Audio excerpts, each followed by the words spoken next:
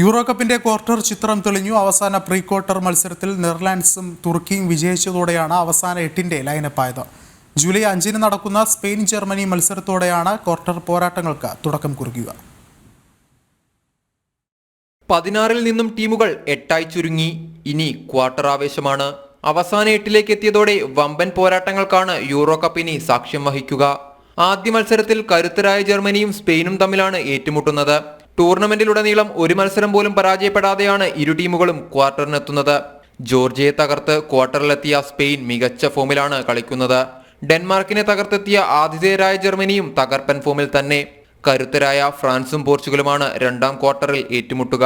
കടലാസിൽ കരുത്തരാണെങ്കിലും ഇരു ടീമുകളും ടൂർണമെന്റിലുടനീളം മികച്ച പ്രകടനമല്ല കാഴ്ചവെച്ചിട്ടുള്ളത്. സൂപ്പർ താരങ്ങൾ ഫോമിലേക്ക് എത്താത്തതാണ് ഇരു ടീമിനെയും വലയ്ക്കുന്നത്. കരുത്തരായ ഇംഗ്ലണ്ടിന് ഇറ്റലിയെ അട്ടിമറിച്ചെത്തിയ സ്വിറ്റ്സർലാൻഡാണ് എതിരാളികൾ. സൂപ്പർ താരങ്ങൾ ഫോമിലേക്ക് ഉയർന്നത് ഇംഗ്ലണ്ടിന് ആശ്വാസം നൽകുന്നുണ്ട്. ഓസ്ട്രിയയെ തകർത്തെത്തിയ തുർക്കിയാണ് നെതർലൻഡ്സിന്റെ എതിരാളികൾ.